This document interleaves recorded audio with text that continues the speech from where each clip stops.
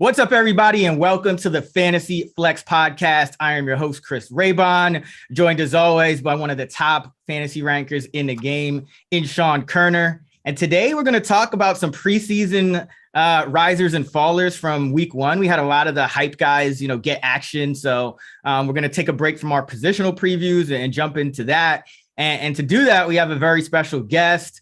He is the co-owner of Fantasy Points. He is the founder of Yards Created, which is a very helpful running back methodology to evaluate backs. He is Graham Barfield. Graham, thanks for coming back on the show. Yeah, man. This is good. Running it back again. It's always good to talk to you guys in August, and it's hype season. It is hype season, man. I'm ready for it. Oh, yeah. So as I mentioned, we're going to kind of get into a bunch of different players. We'll talk about, guys moving up our board and down our board as well at the end of the show. Just a reminder, if you like the pod, be sure to leave us a rating and review on Apple. We will choose the best one every week. You get a free year of Action Pro, which comes with our rankings, projections, fantasy tools, all that good stuff. So be sure to give us a rating and review if you like the show. And let's jump right into the first guy I want to talk about. We'll start with a running back, Graham, because I know that you do really great work with backs. So wanted to get your opinion on Texans running back Damien Pierce. We saw him moonlight for a few carries in that first game. He had 5 carries, 49 yards, his fourth rounder out of Florida. First of all, just what's your general opinion on him as a running back? Loved him, man. He was one of my guys in this class. This was a pretty weak rookie running back class. This was the 6th year I've done yards created. And I think it was pretty clearly the weakest one. But Pierce was my pre-draft number 3 running back behind Hall and Walker. And he's my post-draft number 3 running back behind Hall and Walker. We've been burnt plenty of times in our lives with kind of these smaller sample efficiency backs, but Pierce is legit awesome. Popped in yards created, popped in missed tackles forced per attempt, was really strong on passing downs. Again, limited work, limited sample size, but I thought he was a really good pass blocker. And looks like that's kind of already earned him some snaps. With just Marlon Mack and Rex Burkhead there's plenty of opportunity for Pierce to get on the field early, and I think we're already seeing it. A follow-up question for you, since I know you kind of scouted it out with yards created and everything. The Texans offensive line last year was a complete train wreck. This year, they're ranked 22nd in the league by Pro Football Focus heading into the year. What do you think his ability is to gain yards, behind subpar O-line? Right. Well, I mean, Pierce had to gain yards behind a subpar coaching staff last year. I have no idea what they were thinking not playing this guy. I mean, it's like every time he touched the ball, he was making a big play. But listen, I mean, Pierce was fantastic. Really strong in missed tackles forced per attempt. He wins with power, speed, and elusiveness. I worked this up in my column, yards created column this year, but he reminded me in terms of playing style of Kareem Hunt. They have very similar measurables too. They're both 5'10", about 215, both ran in the 4.6s. I think there's a strong corollary between the way they play the position in terms of their physicality and their elusiveness. I'm all over Pierce. Sean, I got a chance to look at your projections for Pierce, and me kind of looking at trying to project him. He's tough because I like him. I like targeting backs like this, guys that could get sent to the starting role sooner than later.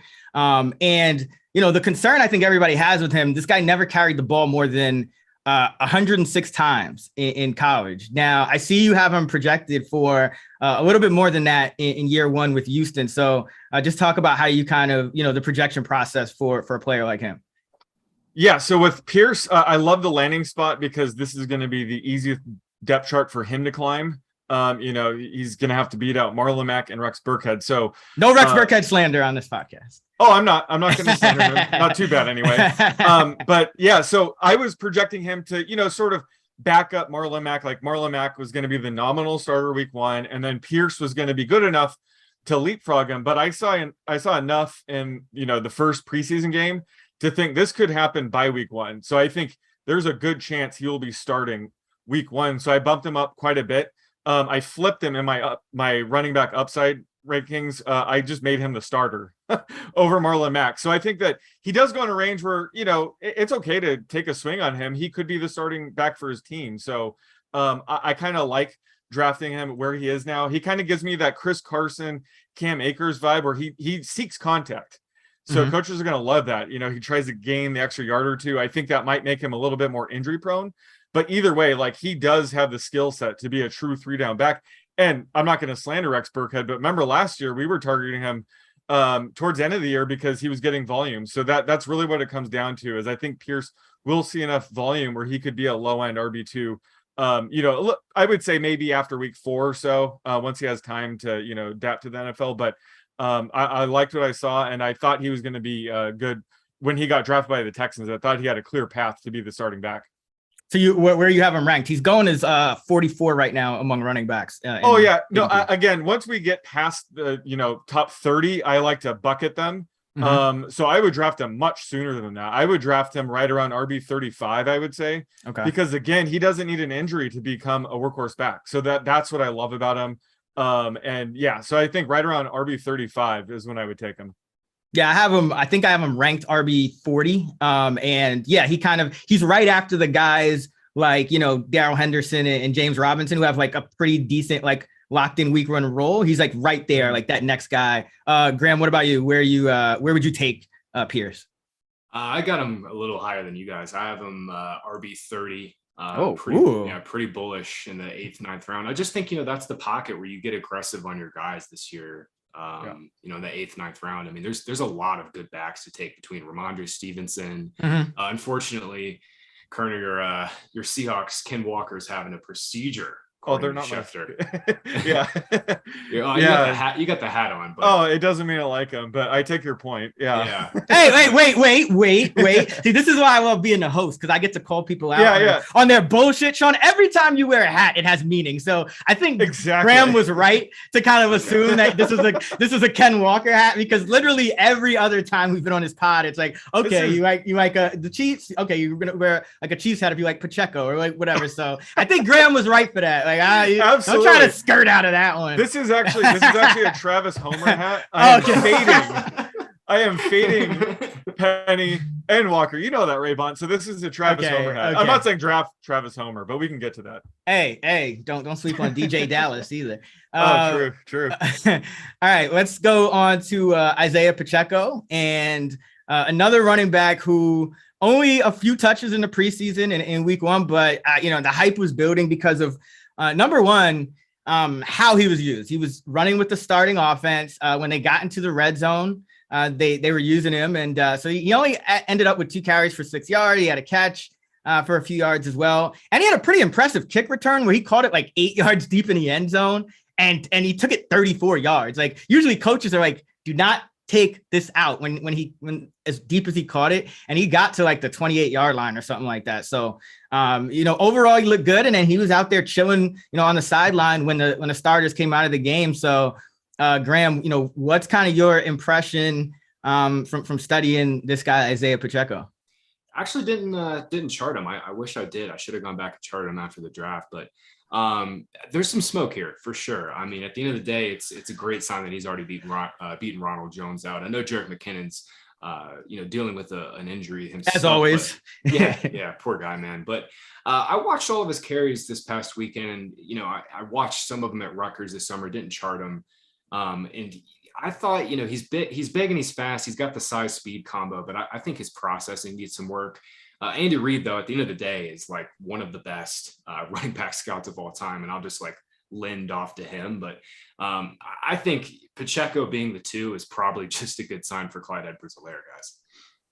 Yeah, I mean, listen, I think it's a good sign for Pacheco, and, you know, obviously CEH, you know, the less competition he has from like veterans, probably the better. But, you know, I remember, you know, like last year, Darrell Williams was the guy to own in that Kansas City backfield. Yeah. And I think Pacheco is kind of, you know, Darrell Williams was beloved by Andy Reid. Like, this guy, for a guy who was pretty much nobody, you know, everyone thought he was going to be nobody. Like, he was a guy that was getting like crucial carries in this Kansas City offense. And they finally moved on from him. And I think Pacheco has a chance to be that next guy. So this is one of them where, you know, Sean, I think the preseason hype, you know, for a guy like this, it's like everyone wants to kind of dart them off their draft boards. But I know you're a lot more focused on kind of the median, and you're, so I want to ask you, like, where do you kind of have him ranked, and all, but where would you take him? Because I know sometimes the median doesn't quite equal the upside for a player like this. Yeah, so when it comes to these backs, I'm less concerned about the median, and I'm really trying to bake in, their upside to where I would draft them. So I think there's a lot to like about him, because there's a chance, Ronaldo Jones doesn't even make the team. So I think that the market is, correctly factoring that in. I remember I said that about Damien Harris last year. I think Sony Michel was still on the team. And I said I was projecting Damien Harris way higher because of the potential that they cut Sony Michel. I think James White was already hurt. I don't remember what was going on, but I remember, Harris had some massive upside baked in. That's going on with Pacheco right now. And I'm kind of glad he didn't go off. I was worried he was going to break like an 80-yard run for a touchdown, and then that would be it. The hype for him would be crazy. So I was glad that he kind of had kind of an uneventful preseason game to keep his ADP in check. But I do like where he's going. That's the range where you want to take a, flyer on a guy like this. And in this offense, he won't need, 20 plus touches a game to have value. He only needs a handful of, carries or receptions in this offense to produce some value. So I love his upside. I love the fact that, Ronald Jones might get cut. So I do like where he's going right now. Yeah. And right now he is at RB 62, it looks like. Way too low. Yeah. He's, highest at Yahoo. He's already up to 55.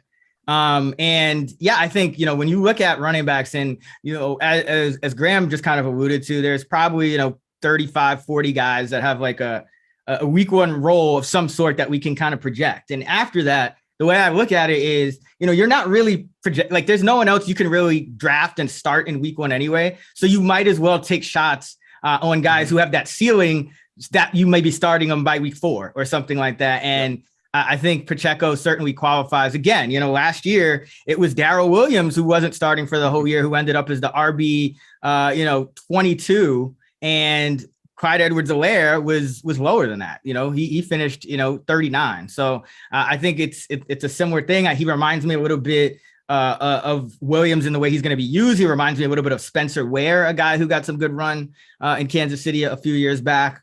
So yeah, I think this is a guy, I know it's a lot of hype surrounding him, but he's cheap enough. If he's on your bench, if you don't have to start him week 1, I think you're probably not going to regret it.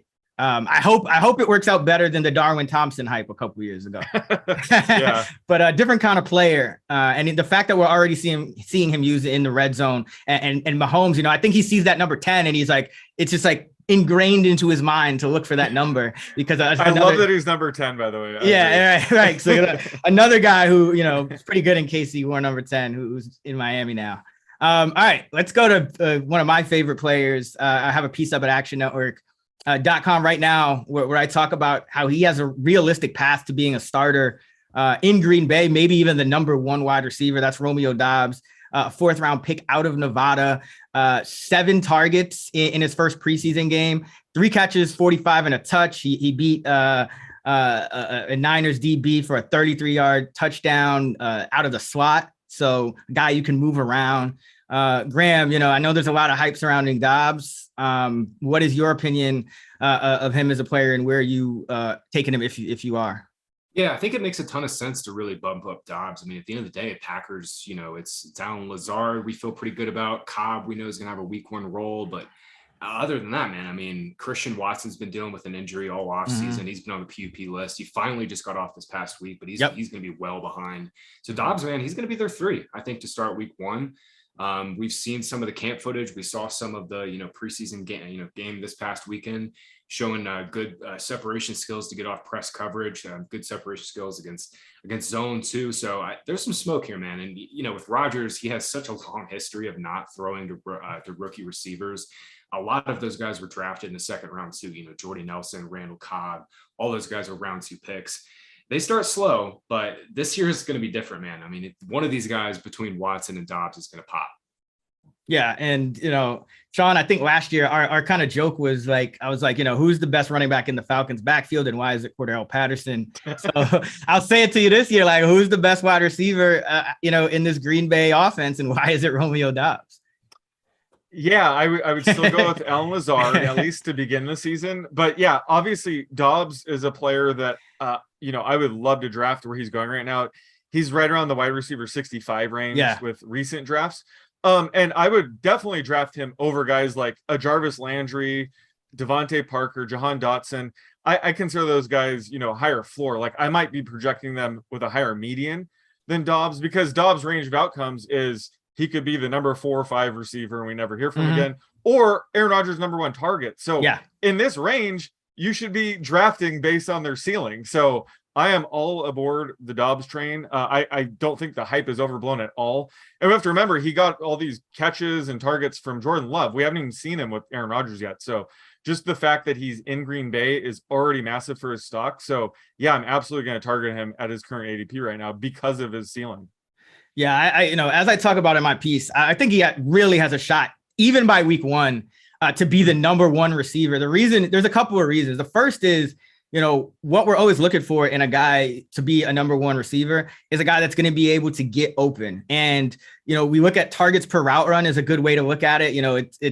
It just tells you not only is a guy getting open, but he's beating out the other players on his team to get open. And, it's a small sample, but in that game, he had 7 targets on 15 routes. So that's a 47% targets per route run. For context, like the top receivers in the league are usually, barely pushing 30. Maybe Devontae Adams will get like a 30%. Most people are in the high 20s, and that's for the top guys. So he's doing exactly what we needed him to do.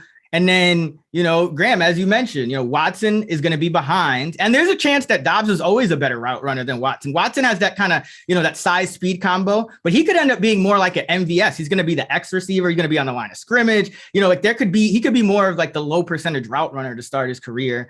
Then you have a guy like Sammy Watkins, who probably makes the team. And, but I think he's a guy that could get released if he does it even before the season starts. But even if not, he could be one of those guys that gets released by like week 6 or something.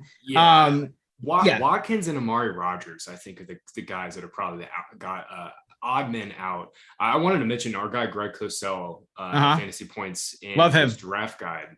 So he mentioned he comped before the draft. He comped Christian Watson to Marquez Valdez-Scantling. Oh, I didn't even know that. And okay. Get this. He comped Romeo Dobbs in terms of play style to Davante Adams. Yes. That's what I was thinking as I just watched these guys. And listen, Greg Cosell, like if you guys haven't listened to Greg Cosell, this guy, he's one of the few guys, like I can just soak up knowledge from every time I hear him speak. Like, the deeper you get into this industry, Graham, I'm sure is like, you're looking for, you're not always consuming straight up fantasy content anymore or DFS content. You're just looking for football, people that know football and know what's going on. And Greg does. So that's encouraging to hear. But yeah, I think Watkins is not really a threat. I think Cobb is, like you said, Rodgers is probably competing with Cobb. Like they probably would ideally like Rodgers to beat out Cobb. Remember, Cobb wasn't a non-factor when everyone was healthy last year. And I think Lazard is a guy they like in the slot role too. So that it might not even matter because you could have a starting lineup of Lazard in the slot, Watson as the X, and Dobbs as the Z.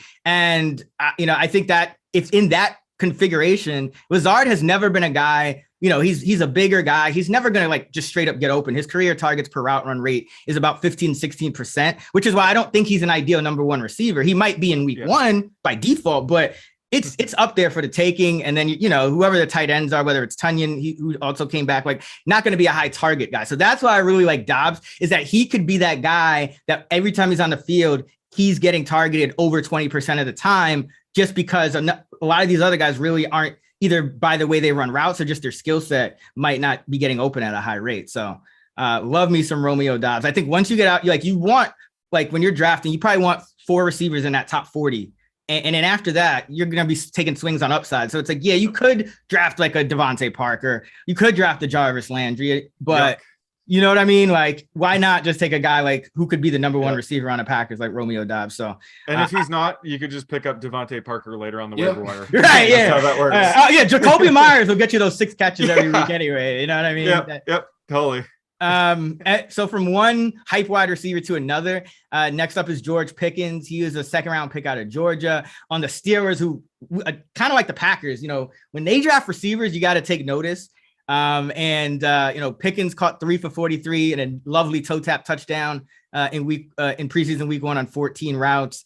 Barfield, what did you see out of Pickens in that game? Dude, he's a freak, man. Pickens is just a freak. I'm just convinced that like the Steelers have this like wide receiver algorithm that like just spit like they have some sort of like system where they just like can identify receivers at any point in the draft. It's unbelievable. But the reason Pickens fell had nothing to do with his on the field stuff. I mean, it was all off the field. The ability was always there for him. After Chase Claypool's down year last year, there's an option for him to be the number 2 by midseason.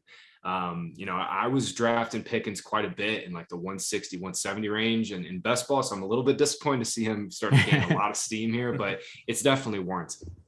Yeah, he's going as he's up to wide receiver 57. Sean, I already have him at wide receiver 50. I have, because like there's just like a big opening and it's understood that he's going to be the starter pretty much. So I really like Pickens. What about you? Yeah, if you remember, he was my late round dart throw and best ball way earlier in draft season. And I thought he probably needed an injury to Deontay Johnson or Chase Claypool to really hit value. But after what I saw this week, he could surpass Chase Claypool in the pecking order for sure this year. So that's why I moved him up a ton as well. Again, he was a second round draft pick because his senior or junior season, his last season at Georgia, he was coming back from an ACL injury. So I think that might have been why, some off the field issues, but he would have been a first round pick for sure if he had a normal season. So the talent's there. The quarterback situation is basically the only concern I have with them at this point. But yeah, I love having him. I don't have him quite as high as you, Raybon, but love taking him at ADP, even though the hype is, off the rails right now, but it's definitely warranted. Who do you guys think starts? Like Pickens. You think it's, I think it's Pickett too. Because here's what I'm thinking with Pickens. Deontay Johnson's going to be out there every time. He's a guy, he's always proven that he can play like all the snaps. He gets open like nobody's business. But I think Pickens may be a candidate to also play like all of the snaps from the jump because Pickens doesn't really play in the slot. And so like Pickens just might be that starting guy on the outside every play. And then Claypool may come in, in 3 wide sets and, Calvin Austin, if he's healthy, will factor in there as well. But yeah, I could see Claypool like being a guy who's more like a 75, 80% snap guy and Pickens being a guy who's 90. Like I already kind of think that's the configuration that it kind of has to be, So I like smoke that Claypool was going to get some like slot work this year too. Yeah, I think they have to. Sense. Yeah, makes some sense. All right. So love Pickens, another guy I think you should buy the hype one. Here's the only guy that I'm really going to talk about that's not a rookie, but, definitely another guy who, I loved. And then, of course he has to go out and throw a touchdown in the preseason. But Trey Lance, Trey Lance is my favorite quarterback to get because I just think, your teams, if you're mocking and drafting right now, they look so much better when you don't, jump the gun on quarterback. Like you really want to kind of sop up those running backs and wide receivers in those first 9-10 rounds. And so Trey Lance, he's a great guy to get, but third pick overall out of North Dakota State in 2021, they essentially say, fuck you to Jimmy Garoppolo. And they're going Lance this year. He goes 4 for 5, 80 yards and a touch, also 7-yard carry and a slide. He said it was the first slide he's ever executed at any level. Yeah, he only wanted to talk about his slide at the press conference. He's like, I slid, guys. Like this is a first for me. He's learning how to play quarterback. He's learning how to kind of stay on the field, and I'm really excited about. I really think he should be like the number 1 quarterback target for everyone drafting because spending a higher pick, you're just going to miss out on like another running back or wide receiver, which is going to be so crucial for depth. But Barfield, where are you on Trey Lance?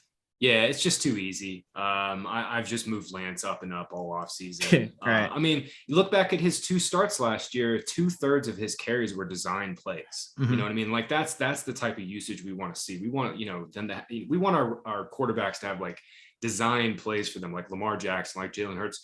Trey Lance is right there in that conversation too. Now, I don't think he's as dynamic of a runner as Jalen Hurts is. But that being said, this offense is unbelievable. Between all the weapons, it's such a slam dunk and it makes so much sense. I have him right behind Burrow and Kyler Murray, but I think you could make a case for him over Burrow even.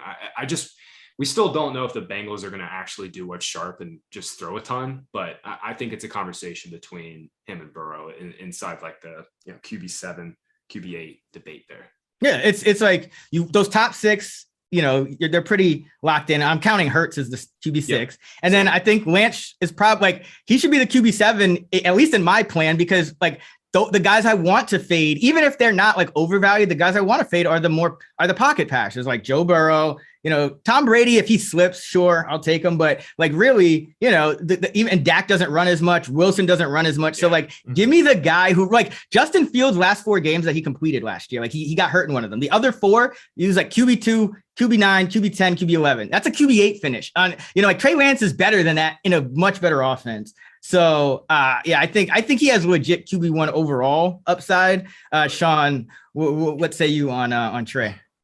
Yeah, my opinion, it remains the same. It's still, I'm going to try to target Jalen Hurts earlier in the draft. And if, I don't get him, I'm going to aggressively pursue Trey Lance. So yeah, once the Niners gave Jimmy G the middle finger, that's what really helped me solidify my Trey Lance take. So I didn't need to see any action this week, although it was nice to see Danny Gray look pretty good. But I love the weapons around Lance this year. They were able to lock up Debo.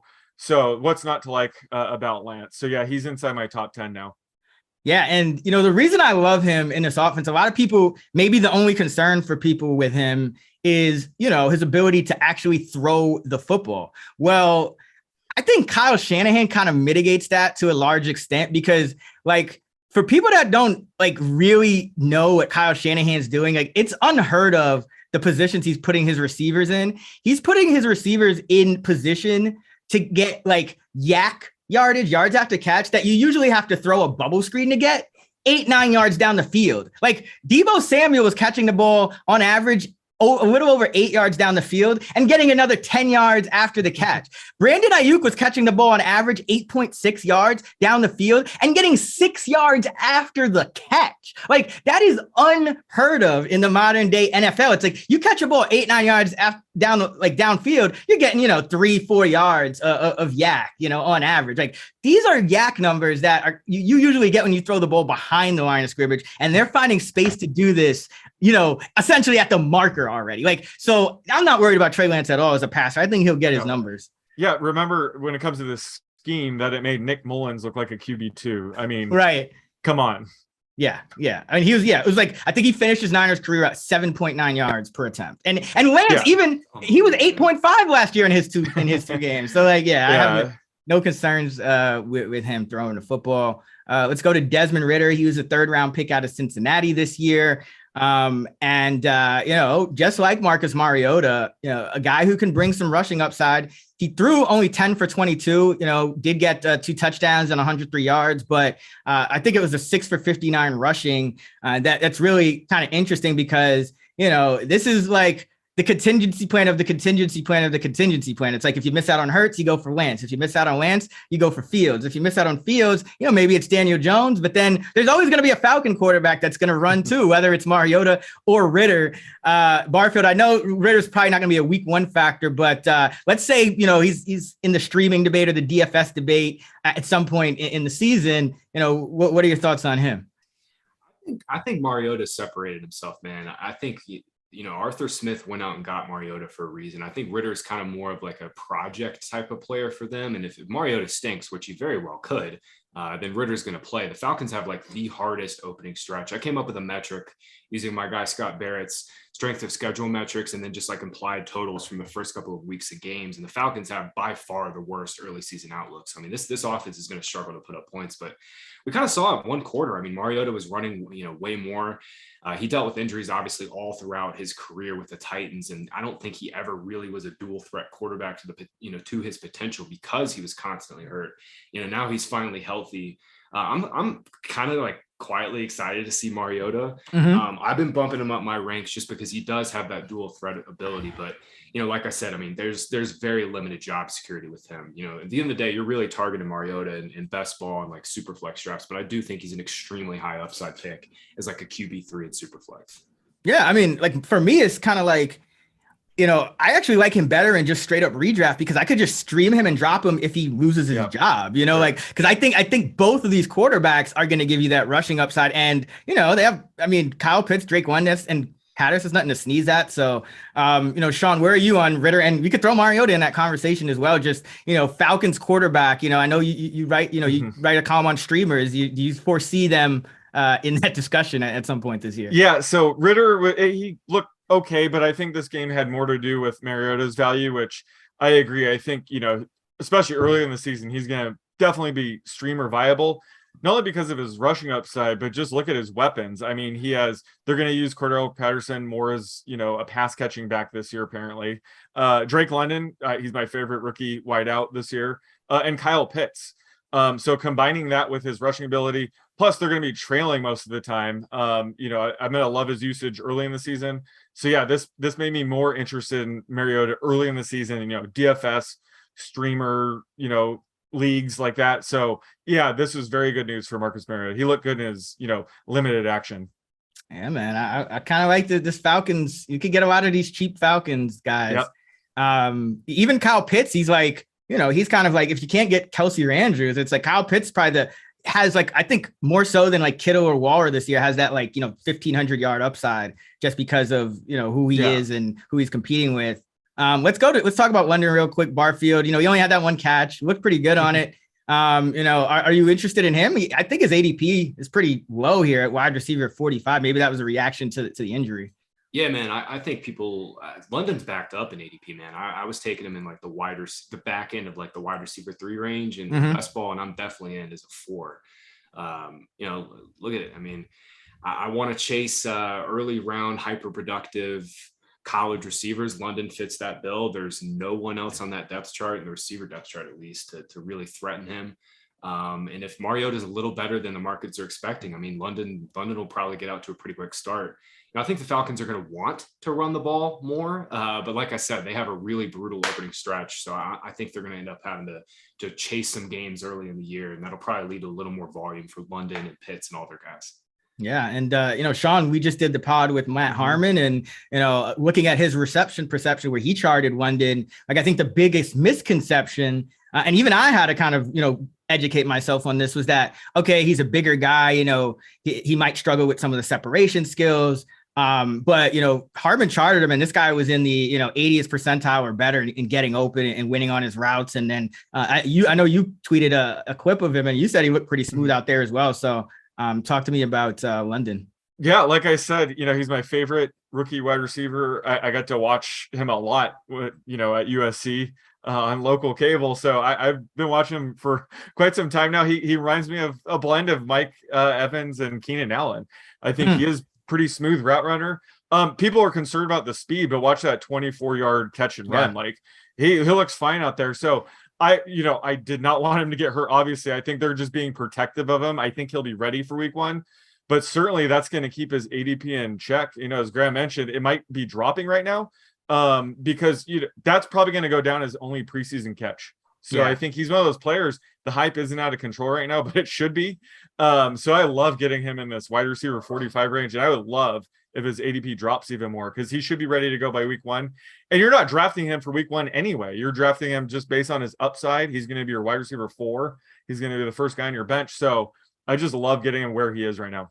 Yeah, you always want to kind of target that upside, especially guys who, are going to be a top 2 target on their team. And those are the guys that are going to be able to give you, 4 or 5 catch weeks and potentially do it consistently, which if you're playing redraft is really what you want. It's that consistency to do that week in and week out. Let's stay with this Falcons team. Tyler Algier, he's a 5th round pick out of BYU. It's a wide open depth chart. They signed Damian Williams to kind of play the Mike Davis role, but, Allison showed well. Algier is a guy that they invested draft capital in, and he looked pretty good, 3 carries, 25 yards. Is there any sleeper appeal here? Maybe later in the season, because I know you said they do have a tough early season schedule. It wouldn't really kind of be conducive to a early down back. My thing with Algier, man, is you mentioned it a minute ago, like CPAT is going to be their pass catching guy. And like Algier is probably just the early down grinder. And I'm not sure how valuable that is in this offense. And for what it's worth, I wrote this up when I was charting Algier, but like you could watch one game of his from his time at BYU and know exactly what kind of player he is. Like he doesn't have much burst. He doesn't have much wiggle, but man, he gets north-south quick. And, I know Arthur Smith loves to run the ball. So he'll probably end up being their early down guy, but I just question how much upside he has, especially since we know this Falcons offense is probably going to struggle to score some touchdowns. Yeah. Looking at his, player profile or comp, it's Zack Moss and Sean. Yeah. I know, no, but like seriously, that's a strong comp, honestly. That's pretty spot on.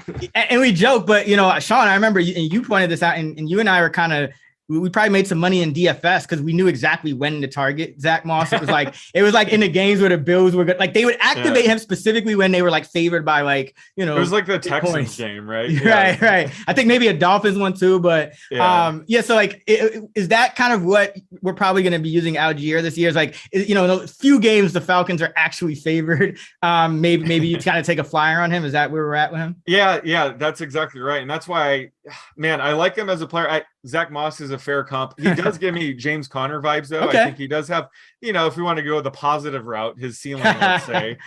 James Conner would be his ceiling. But yeah, as Graham mentioned, like the early down role isn't that valuable in this offense because they're not going to put up many points. They're not going to have the lead very often. And he's going to have to compete with Mariota around the goal line for touchdowns anyway. So that's why, his upside is very limited. I mean, he's basically the Mike Davis role, and how valuable was that last year? So I do like him as a player, but just based on the Falcons' current team and going into the season, I don't think he offers enough upside to get too excited about, but definitely someone to monitor.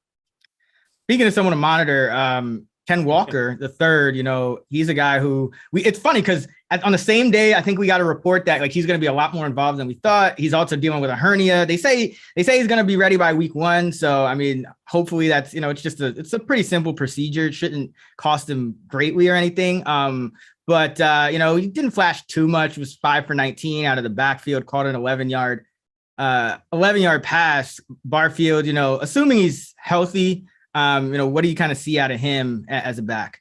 Yeah, I'm glad I'm doing the pod with y'all because I saw that news right when we were getting on. I would have been distraught because Walker's like one of my most drafted running backs. I think you're right, though. I think we avoided something serious here. Walker was my guy, man, in this class. Just absolutely nuked yards created, 91st percentile yards created per attempt, led this class by a mile in missed tackles forced per attempt.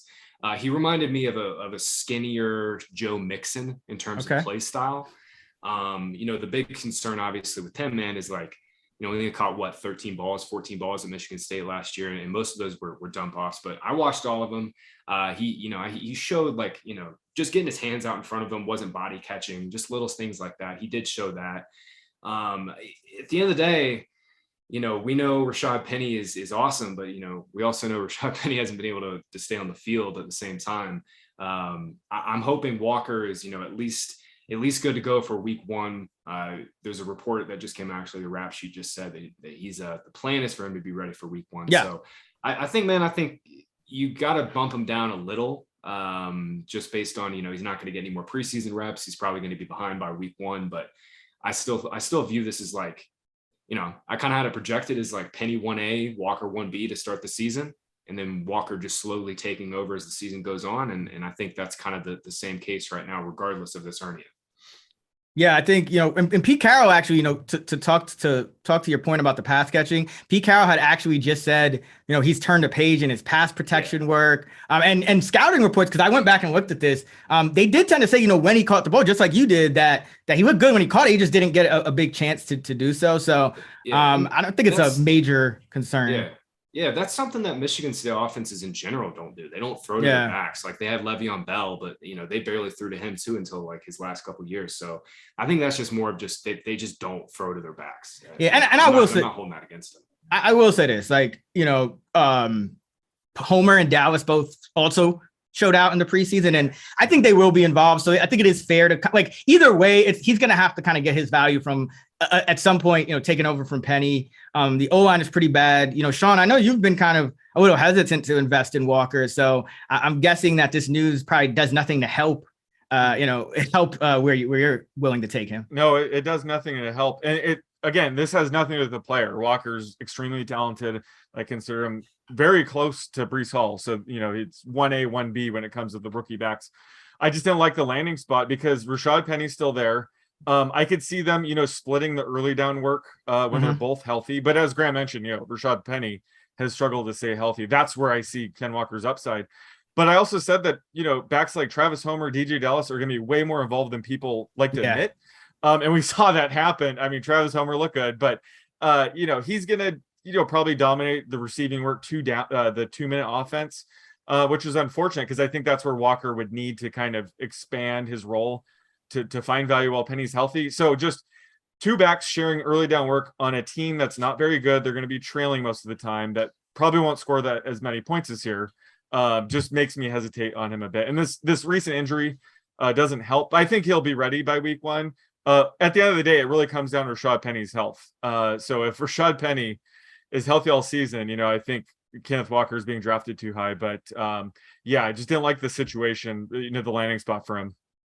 Yeah, so right now his ADP is RB 36. I think it's going to fall because of the injury. And I think if you can get him as like your RB4, a guy that you're not really planning on starting, I think that would be better because I think he has a lot of upside. Penny has missed over 40% of his games through 4 years. So there is a chance here, but there also are some risks. Like, Seattle's probably the worst offensive line in the league or right there with the Bears as the worst. If Penny doesn't get hurt, you're probably in a bind because you have two other guys that are going to make the team for special teams that also play on 3rd down and 2-minute and Homer and Dallas. So I think the best way to invest in Walker, if you're a bettor, he's 12-1 to win Rookie of the Year. If Penny's missing 40% of his games, like Walker has a real shot at that Rookie of the Year. If Penny goes down, somewhat early in the year. So I think that's probably the best way to invest in Ken Walker. It's not necessarily in fantasy unless his ADP drops to outside the top 40 backs.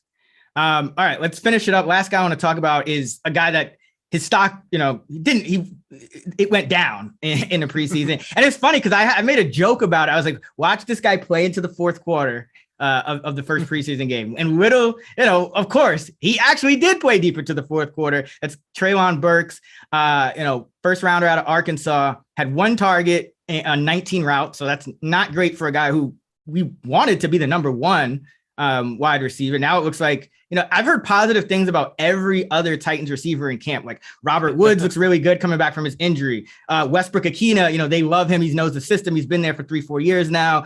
Racey McMath is beating everybody deep. Kyle Phillips is taking over that slot role.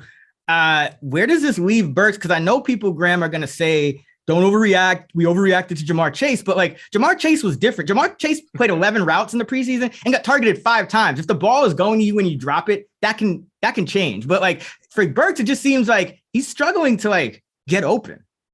Yeah, it's bizarre, man. And for what it's worth, like I look into this all the time, but like Mike Vrabel's been trashing the guy.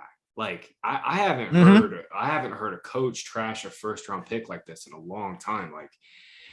It's bizarre, man. At the end of the day, there's not much you can really hang your hat on to keep him, where he was going in the 7th, 8th round of drafts, like he was this summer. He's one guy I keep moving down, and it sucks. Like, there's so much opportunity here. I mean, Robert Woods is declining in terms of efficiency metrics. He's coming off a popped ACL. They don't really have much else, but like if Burks can't beat out, Nick Westbrook, Ikeen, and Kyle Phillips to get on the field early in August, like that's probably not a good sign. I really hope he pops here maybe in the next couple of weeks and gives us some like signs of life, but it's getting really hard to invest in Burks stock. Cause like you said, man, it's totally different. Like Jamar Chase was like set in stone, generational wide receiver prospect. There was a lot of concern over some of Burks's production being fraudulent. My guy Scott Barrett wrote a ton about this, and like it wasn't just like an analytical thing. Like some tape guys really didn't like him either. So yeah, it's a totally different situation than Chase, and I've definitely adjusted. Yeah, my thing with Burks is that like you look at him, and even when he was in the draft, like the Titans kind of had to act swiftly. Like I think we got word they traded AJ Brown and drafted Burks in like the same breath almost. Like wow. So it's like. Burks was a guy, a lot of people had not necessarily even going in round one. Like some people had him slipping to round two, and his over under definitely was above like 18th or where he got drafted. So Sean, I know, again, like I know you don't like to overreact to these things. So you're as the voice of reason, because I have Burks like as like wide receiver like 60 or something like right now. But where are you on Burks given what we've seen?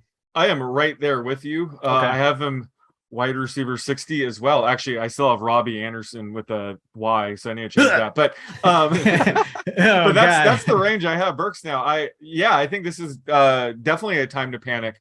And I was pretty high on him. He does have a wide range of outcomes. I'm not just casting him off forever. But the fact that he's with the Titans, that's the concern. Mm-hmm. I mean, AJ Brown was legit because he was, elite in terms of efficiency. That's how he was able to produce value in this offense. So if we already have concerns, then I'm off of Burks. Now, if he was on Green Bay or Kansas City, I would stick with him just based on the scheme. But right now, I'm completely off him. I'm with you. He's like wide receiver 60 now. I don't want to be too, overreacting, but I think in this case, it's definitely warranted because the signs were there. He played in the fourth quarter in the preseason game, playing against backups, couldn't find targets. They had to give him that design carry for 4 yards to get him the ball. So just things like that, you just can't ignore. So I definitely lowered him a ton after that.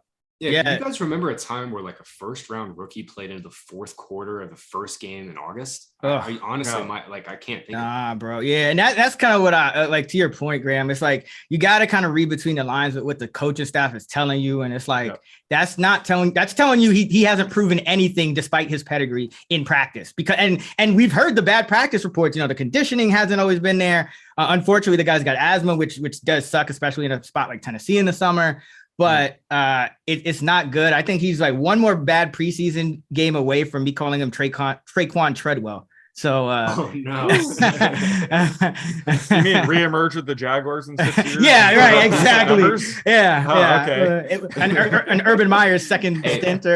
Hey, listen, the Jags already have their Treylon Burks and Laviska Shenault. We don't need another. We don't need another. Yeah. Who by the way, so reading into the Jags reports, it's been Marvin and Zay on the outside. Yeah, Zay's another guy. And then Treadwell's the number 4. So like that tells me Shenault is the number 5 at best, and they've been looking to trade him and haven't had any suitors. So like that's that's not bad. But like he's dust. Yeah, you gotta take like Sky Moore and all those like Jahan Dotson, Garrett Wilson, all those other rookies.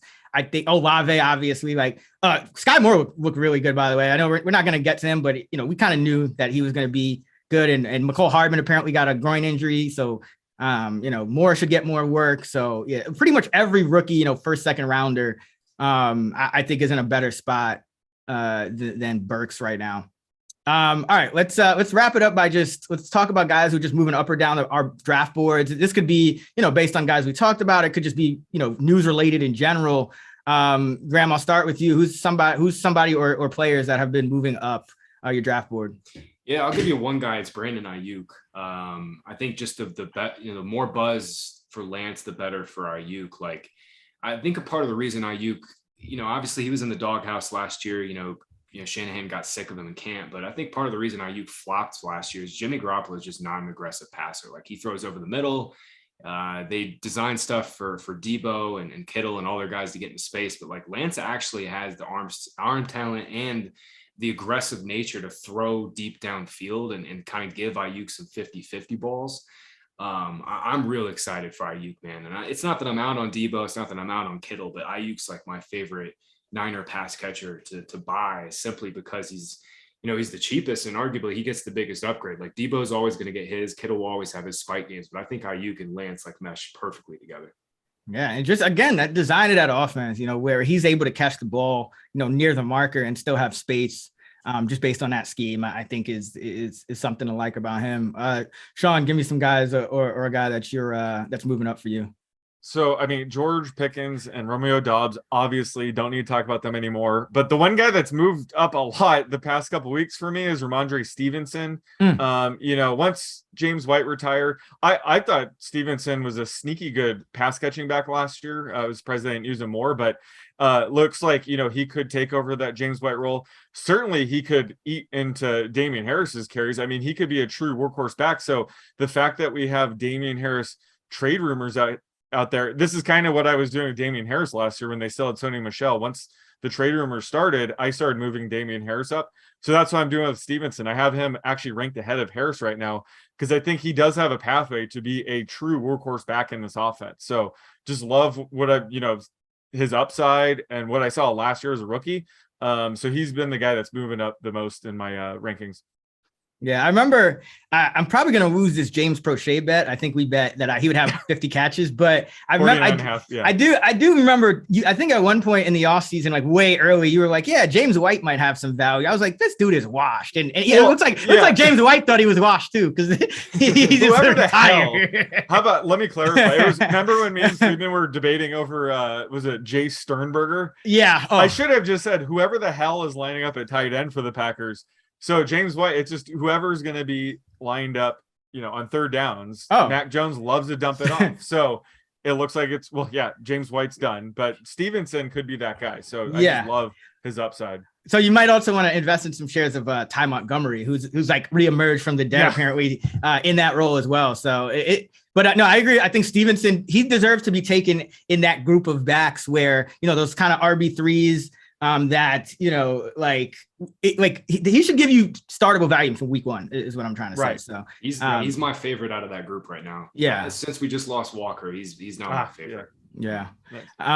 So for me, like you said, Dobbs has been a guy, obviously don't really need to talk about him. Again, I have a piece up at actionnetwork.com if you want to kind of be convinced and you're not too familiar.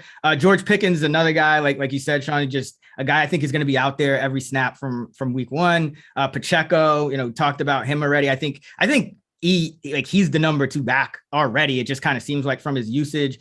Brian Robinson Jr. is a guy we haven't talked about.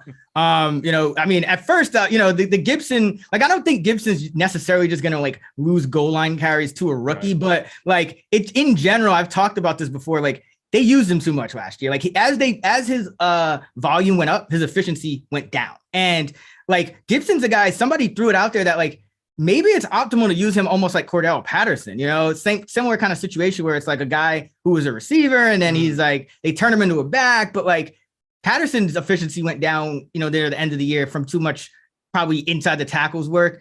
That could be the case with Gibson, and they drafted this guy Robinson. They've been talking him up. They're already saying they like the way he runs, whereas Gibson needs to kind of refine his style. So there's enough smoke there, for me to be kind of gradually moving Robinson up. And then there's also some tight ends, right outside those top 10. I think tight end, if you miss out on the top 10, after Knox and Ertz, you're going to be in a little bit of a bind in a 12-team league. So Albert Okwuegbunam, with that Tim Patrick injury, he's moving up because we've always loved his underlying metrics. He gets targeted at a high rate per route, and now he's going to be the starter there. Tyra Higbee is another guy I think people are kind of underrating. He was out there for 86% of the routes, in that Rams offense. He could easily end up being that tight end 11 or 12 or even higher.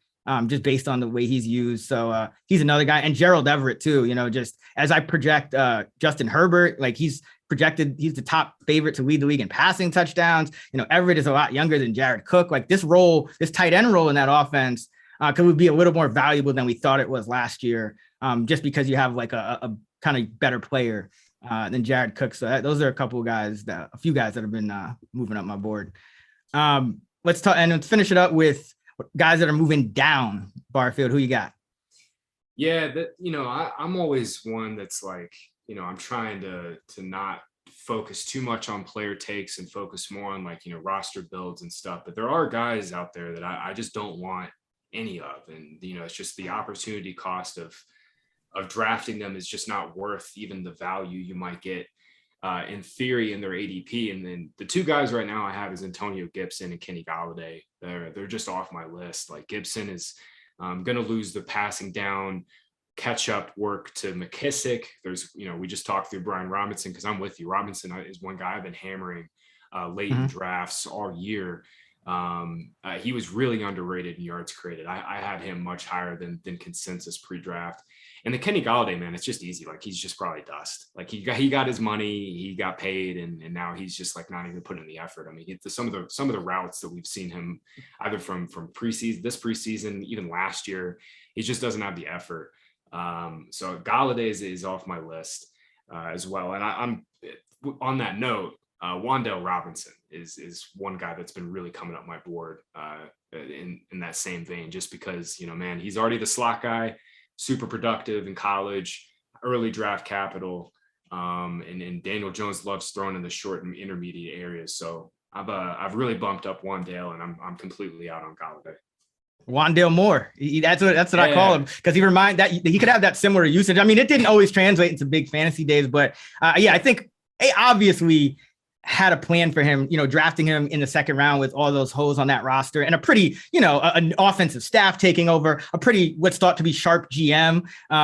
Just organizationally, I think you have to kind of be bullish on Robinson and what his role is going to be. And I agree on Galladay too. Like, he's just not getting separation. And like, I just don't want those kind of guys on my team. Like, it's like, that's why we like Romeo Dobbs so much. That's why we like George Pickens. Like, these guys can get open. Like, that's the path to being a producer. It's not, starting the year as like the nominal number one receiver and then having a bunch of like 2-3 catch games and then getting, demoted. Like, that's how you draft a bust. So I'm with you there. Sean, what about you? So Treylon Burks, obviously don't need to go too much more in depth into him. Mike Gesicki is the one tight end I've been dropping quite a bit. The one thing you were able to hang your hat on with him is at least he's running routes out there. He's practically a wide receiver. But, this new offense, this new scheme, this new coaching staff has been having him block in line a lot more in camp. So that's a huge concern. And we already were concerned about his target share with Tyreek Hill there. So I've been dropping him down closer to a mid-range tight end too.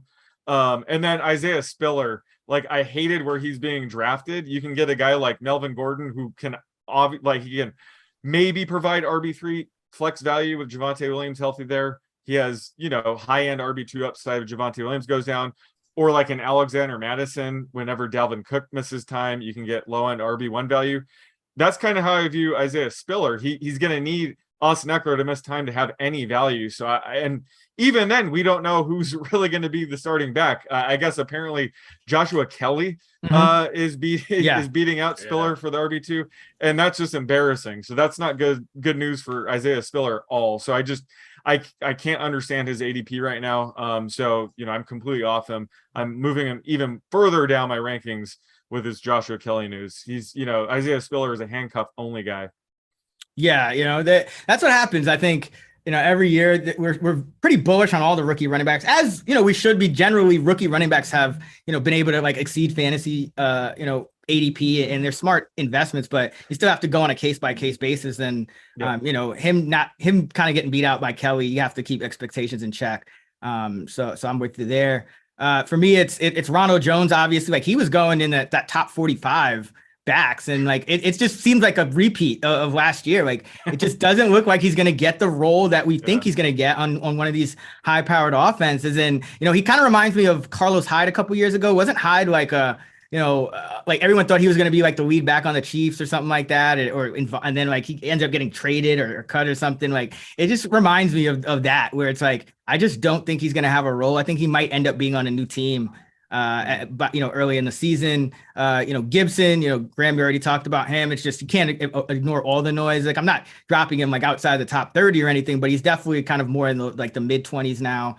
Cam Akers, another one, again, just not dropping him crazy, but like Sean McVay has now over and over repeatedly said, we want Henderson and Akers both.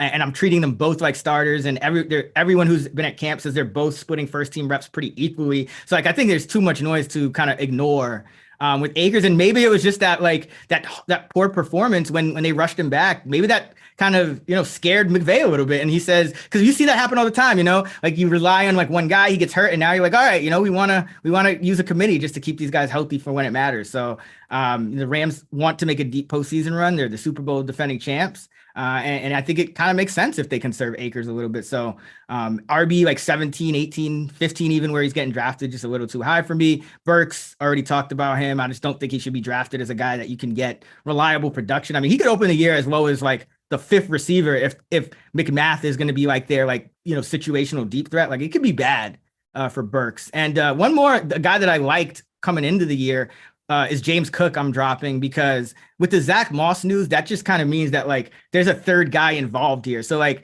Cook was already going to kind of be used like a McKissick who they tried to sign and then he reneged. But like now if there's another early down guy, Cook doesn't have that same, upside to, be like the McKissick role plus a few extra early down carries. Like he might just be that pass catcher, which, it's cool, but it's going to be really tough to predict which games he's going to go off.